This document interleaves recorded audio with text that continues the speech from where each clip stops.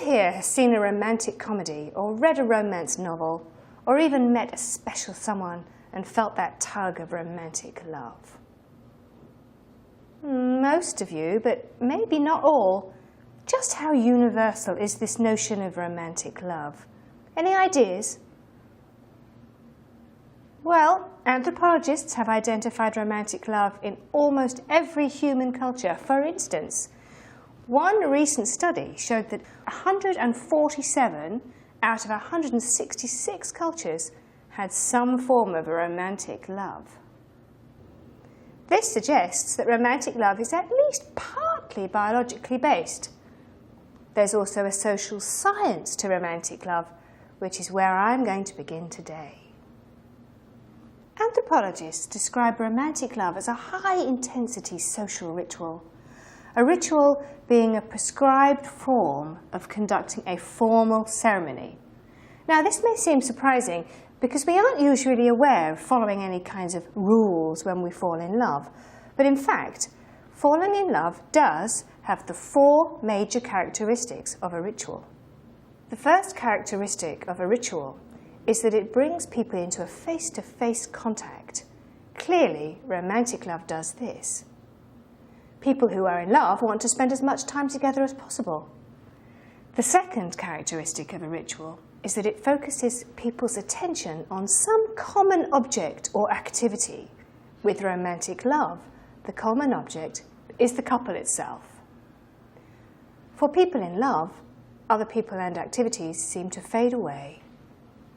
Now, the third characteristic of a ritual is that it promotes mutual emotion among the participants. Obviously, romantic love qualifies here. Few other experiences can surpass it in intensity. This is why romantic love is described as a high-intensity ritual. The final characteristic of a ritual is that it produces an emotionally charged symbol that represents membership in some group. Well, what are some of the symbols in romantic love? In Western cultures, love is associated with heart-shaped objects and rings. For instance, a wedding ring symbolises the couple's love and commitment. We all know how important these symbols can be. For instance, losing a ring, for example, can cause a lot of anxiety, so be careful with those symbols. Now let's look at what's happening in your brain and in your body when you feel the emotion that we call romantic love. Recent research indicates that there's a biochemical basis to love. So there's a good reason why people in love feel as if they're in a different and more beautiful world. Their brain is literally flooded by hormones and chemicals that cause them to feel the way they feel. We can break the process of falling in love into 3 fairly distinct phases based on the hormones and chemicals dominant in each phase. In the first phase, the hormones testosterone and estrogen play important roles. Although testosterone has a reputation as a male hormone, it is also present in women, and it has many effects on the brain, one of which is to make us seek partners and to be alert to the presence of possible partners.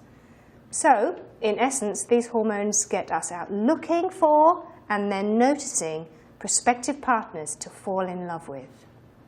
It's in the second phase where people have the feeling of being in love. Here, some powerful amphetamines are released into the brain.